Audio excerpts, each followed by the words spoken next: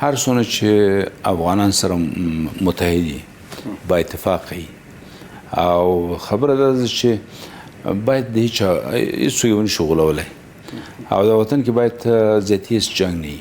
او پوهېږې که نه دا وطن ذاتي د جنګ حوصله نه لري د دې وطن بچیان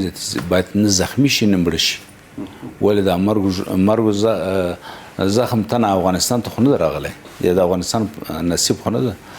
نو او په عین زمان کې داسې ده چې فقط زه ورته دعا کوم چې هغه د څه